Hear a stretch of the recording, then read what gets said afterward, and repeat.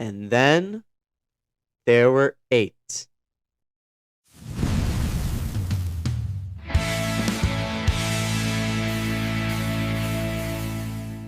Christborn. Glorify him. Welcome to Dynamite Duo Sports, the podcast where we break down the NFL's top storylines with the facts, including the fact that the Sunday night game this week, which starts at 6:30, by the way, could be a very, very high-scoring football game. I'm Giuseppe. I'm Antonio. And today, we are going to be giving you our predictions for Divisional Round week of the NFL season. Sorry, I got used to it. Time flies. Yeah. We're at Divisional Round. Here we go.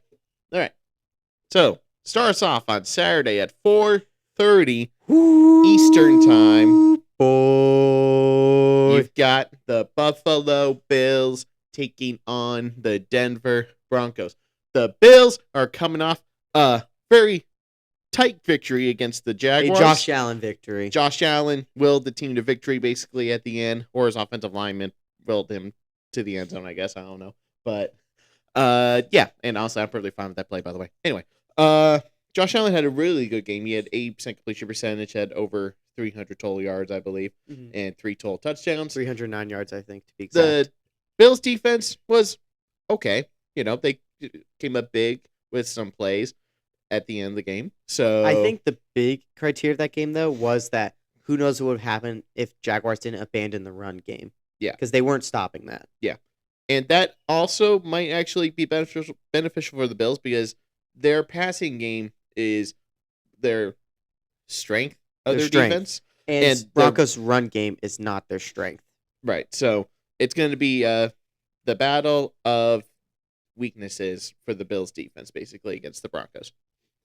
And then the Broncos had a bye week, didn't play nobody, but last time we saw them against the Chargers backups, they didn't look very good.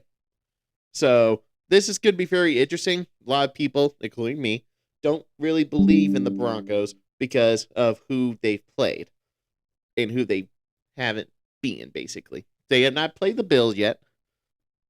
We shall see in this matchup if they are good or not. And it's do or die, so put up or shut up. So, yeah, that's basically all I got. So. Yeah, well, I mean, the thing about the Broncos is no matter who they've played, whether it's good or bad, all their games have always been kind of close. Yeah. They never really dominated a team and never felt like they have. And every game they've done, unless it's the fourth quarter, except the Jaguars. The Jaguars is the only game where they didn't come back and win. Every other game they've played, they've like come back and won. Right. So with the Broncos, the problem with the Broncos is the Broncos are a hard book to read.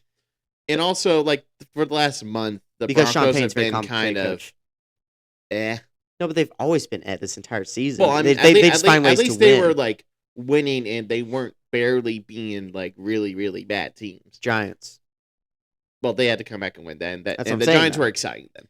Yes, but what I'm saying though is that the Broncos are just a tough book to read because in general every game they've had is close, no matter who they're playing. So you never know what you're gonna get. That's the problem with the Broncos. The Broncos very well could be a team that just comes out, dominates, or they could be a team that just comes or they could be the team where in the fourth quarter they dominate. That's the big question.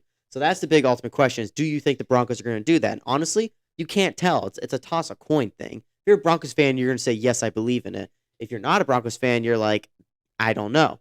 So that's why it's interesting what will happen. So 3, 2, 1, Bills. It's just because, again, like I said, it's like a toss a coin with the Broncos, and that's not something you can trust. In the playoffs, you can't be that kind of team where you don't know what's going to show up. Yep. If Broncos won, it wouldn't be surprising, I'll say. It won't be surprising if they win, in my opinion. But at the same time, they're just a hard book to read. So here, give a stat that you think will happen in the game. A stat. Josh Allen will have at least 4 total touchdowns against the Broncos defense. That's exactly what I was thinking of. Oh, really? But yeah, that's fine. Yeah, so I think the Broncos will have over 100 rushing yards in total. The Broncos offense? Yeah, we'll have over 100 rushing yards in total. Well, I mean, because Bill Stevens' rush defense is bad. Well, yeah, we'll see how that goes. All right, so yeah, Josh Allen 4 total touchdowns. I agree with that. All right, next game, we got the 49ers taking on the Seattle Seahawks at 8 o'clock Eastern on Saturday night. I'm just saying this just to draw out details to make this video a little longer. So, Yeah. So 49ers coming off a gutsy win against a great defensive team in the Philadelphia Eagles. Offense, not so much. But yeah, but for the 49ers, with how injured their defense is, to be able to win that game the way they did was actually really impressive. And they better hope they win this game because they'll get Fred Warner back. Me personally, I think it's so dumb they have to wait after Taysom off IR to bring him back in. They should have, if that was the case, they should have thought about that and just brought him back last week to practice because he looked fine last week doing all that parkour stuff. So I would have done it last week if that was the concern because you needed him in this game. Yep. Anyway, so for the 49ers offense, they struggled like through the middle part of the game, basically. Like the first drive of the game, they were on fire. Then basically midway through second quarter till right around the fourth quarter, their offense was pretty stagnant. Didn't really do much. But then in like the last 8 minutes, Brock Purdy did what he had to do to win the game. He did what you're supposed to do in the playoffs to win football games. I will say, too, like going against the Seahawks is Robert Saleh now knows how the offense likes to work for the Seahawks. I mean, he knew that already. Because the last time they played them was in the very first game of the season. I'm saying now that actually playing against them, seeing how it happens in the moment, I don't think the Seahawks will be able to run the ball as much as they did last time. I think Rob Saleh will be more prepared for that kind of strategy. Here's what I'm going to say. Well, first of all, Saquon Barkley actually had a pretty decent game against the 49ers defense rushing. He had over 100 rushing yards. No, he did, but I'm saying that Saquon, I just think Saquon just actually, like the way how Saquon was moving in that game, I have not seen move like that in a while. Yeah, well. That was the thing. But the thing, Sepe, okay. Well, that's not the story of this game. The story of this game is, will the 49ers offense be able to score? Yeah, that's the bigger question. Because George Kittle went down with an Achilles in the game against the Philadelphia Eagles. So he's out, and he might be out for next season, too. So, yeah, basically, Seahawks coming off a bye week, and their defense is like top 3 in the league, basically. Last game they played was against the 49ers, where they only allowed 3 points, but the 49ers also screwed up a lot in the red zone in that game. So, this is definitely going to be a very close game. The question is, will it be in the like points in the 15 to 20 range or in the 20 to like 27 range? So I don't know. It could, another thing too is it's Sam a divisional. Darnold also. It's also Sam Darnold. Will the Yes. pressure get to him in the playoffs? Yep. And it's a divisional game, so it can go either way, no matter what. And again, if you look back at the last time they played each other, if McCaffrey didn't like fumble that ball, he dropped it to be a pick. Drop it to the defender. It could have been like 13-10, and that game would have been a whole nother discussion. Right. Versus Seahawks just dominating. So realistically, Seahawks defense did dominate 49ers for the most part in that game, but the 49ers offense also made mistakes. So if they are on point in this game, to be fair, Sam Darnold also made mistakes. In that game. Sam Darnold too. But if both teams play clean football, it's a toss up in my opinion. It is. It's a very big toss up. So yeah. With that being said, 3, 2, 1. 49ers. Seahawks. I know you're going to Seahawks. You want to go all the way. Yeah, I know. No. It's not like I would be okay if the 49ers won. I would also be okay if Seahawks win. It's just I want to see Sam Darnold play and not mess up like he did last year. Yep. And with the Seahawks, there's a very good chance he won't.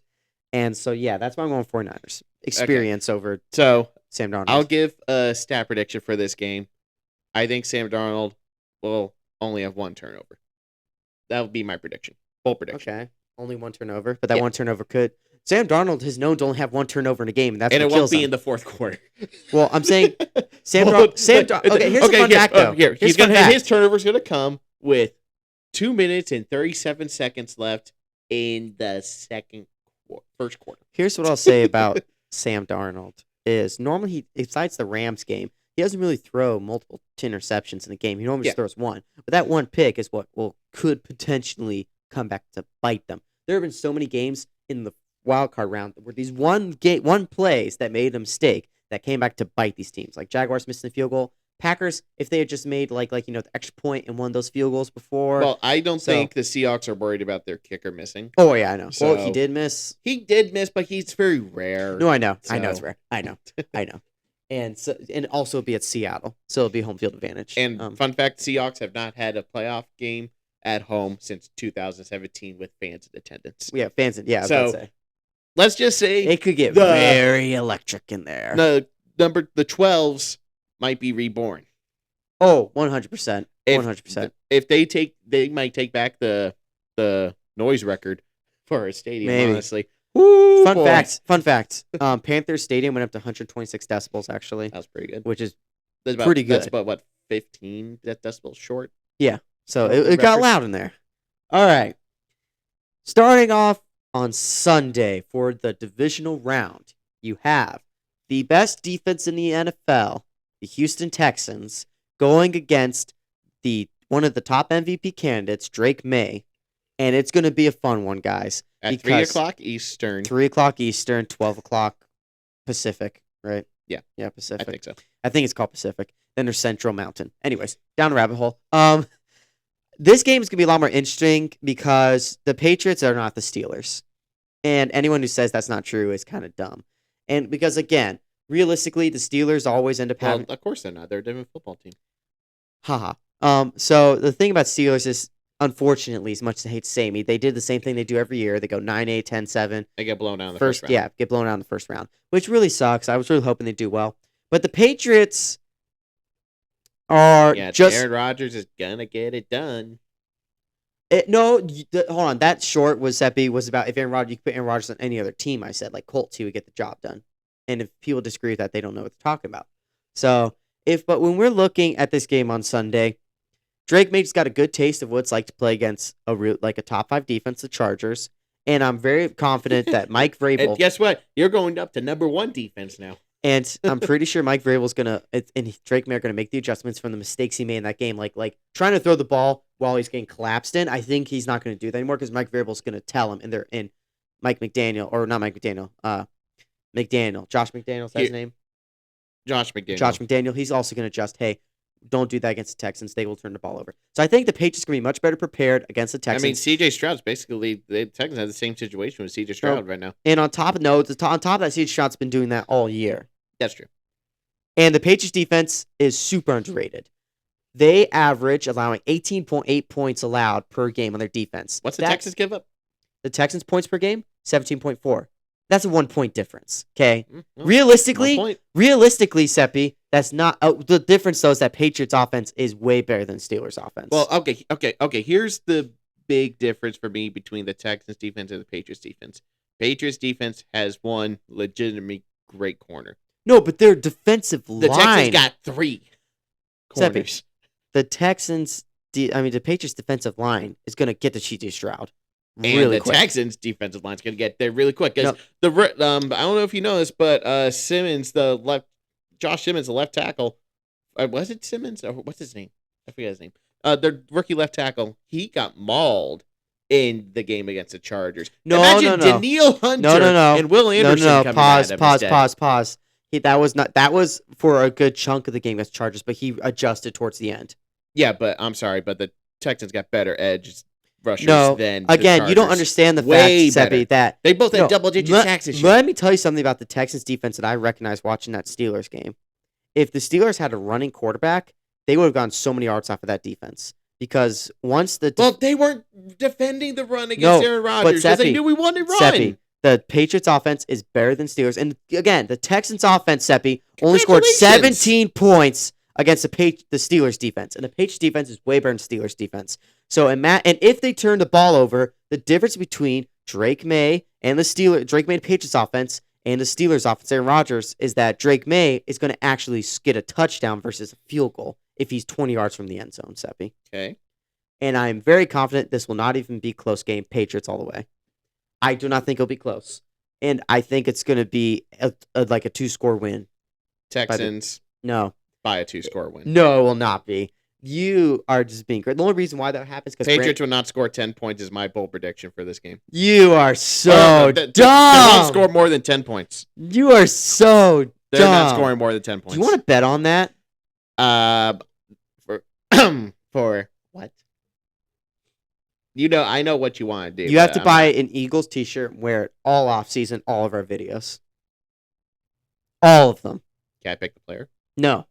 You have to wear Jalen Hurts. And you have to say Jalen Hurts better than Dak. No, that's too much. Then, oh well. No. Because you aren't confident that the Texans will do what you No, said. I am very confident, but I'm just not wearing a. If you're taking the risk of confident, wearing you that. would take the bet.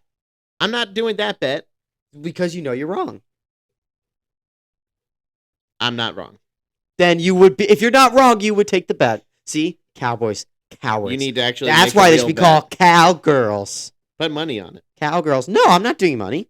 I'm not doing money. I don't do money. I don't gamble like that. Yeah. Mm-hmm. That's right. Coward. Texans are going to win 20-10. No. No. And he won't take the bet. That's why you know he's wrong.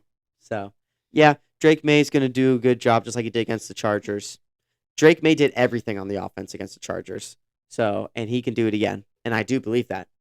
So, and again, fun fact though, if Texans and Bills win, let's just say that's the scenario, one AFC team is going to go to the Super Bowl that has not won one. So, realistically, if Texans did win, I wouldn't be upset about it, only if the Bills win. Because I think that would be cool to see one team gain. Wouldn't you want that? Then why don't you want the Texans win just in case the Bills don't? Because I don't think they will. I really don't think Texans are going to win. Like, I really don't. Because being the Steelers, with the Steelers losing the same way they do every year, Bill doesn't build confidence. I think the Steelers' defense is better than the Patriots. They are not better. They got 3 turnovers. You don't understand, Giuseppe, the fact about how good the Patriots defense. The Patriots defense. The Steelers' defense held up until the fourth quarter when the offense started. The 14 of the points that were scored were because of the offense. No, I get Seppi. I know that, but I'm saying if Steelers defense can do that, imagine what the Patriots defense will do. I don't think they will. They will. You just wait and watch. Not to mention, Nico Collins not playing Seppi. They're screwed. Oh well. They won't be able to do anything offensively. Let's move forward to the next game. He wants to move forward. He knows he's wrong. No, because we already talked about everything. So. No, just watch, guys. Just watch. I'm normally right. Come back to this video and come back to video at whoever. Well, just make fun of whoever lost the bet. How about that? Yeah, it's gonna be him. I can't wait. Okay. Sunday night or Sunday evening night, you have the Rams taking on the Chicago Bears. The Pope has blessed them once again.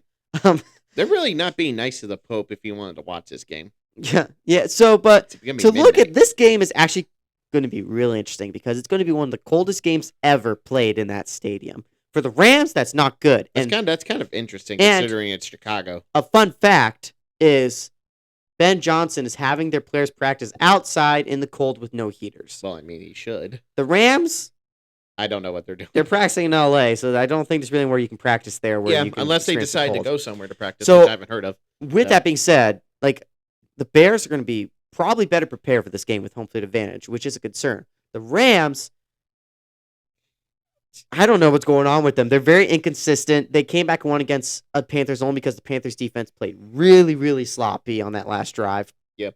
And so I just don't know what's going to happen with the Rams. The Bears, the Bears have always been known to have a bunch of comebacks. So coming back against against the Packers was not necessarily shocking because it was halftime. It was 21-3. People were like, well, I guess it's the playoff Packers in the wild card round here. I'm like, look, I grew up a Packers fan, but like Aaron Rodgers and all that. I was like, don't underestimate the Bears right now not coming back and winning because they basically did it last time they played them, and that's what they did. And so I think the momentum is on the Bears side, but at the same time, the Rams still have a better built team overall. That is, they get things right and they fix everything before this game. This could very well easily be this game. However, for the bad side for the Bears, they cannot allow the Rams to get a big lead like they did against multiple teams this year. Why? Because if you let a team like the Rams, who have a kicker who doesn't miss, by the way, they're probably not going to be able to come back like he did against the Packers and some other teams he played this year. Mm-hmm. So there's pros and cons for both teams, but the big factor. The question is, can the Bears put together a complete game from start to finish? Or not even start to finish, just like the whole second half, not just the fourth quarter. Can we also maybe in the second quarter, 2-minute warning? My question is, can you keep the game close enough by at least 2 scores going into the fourth quarter? If they're ahead by 17 plus points in the fourth quarter, there's no way you're coming back. I'm sorry. Not against the Rams. It's not going to happen. So you need to keep this game by 14 points tops going to the fourth quarter with you having the ball. So that's the only scenario where I could see them coming back and winning. Otherwise, very unlikely. But again, the Panthers did come back after 14-0, but that was like the first quarter. So again, this game is similar to the Bills Broncos, where it's gonna be. It just depends what team's gonna show up. That's the cool thing about this playoffs this year. Every team, it really depends on if all their flaws happen in the game or if they execute well. And I think it's ultimately this season, it's going to come down to the coaching of the teams in these games. Mm-hmm. It's going to come down to the coaching, which is honestly super exciting because it's going to test what are these coaches made of? What are they built of? So with that being said, Ben Johnson versus Sean McVay. 3, 2, 1. Bears. I don't really want to. I'm telling you, I've struggled to pick this game. Who are you going? I really want to say Rams, but it's just because what they did with the Panthers and how the Bears came back and won, and it's in the freezing cold where the Bears be prepared for it.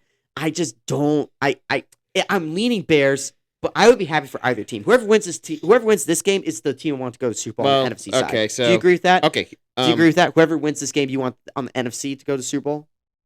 It depends. Or that's right, you like Seahawks, so. Yeah, I like Seattle, but would you go Bears over Seahawks if the Bears beat the Rams? Okay.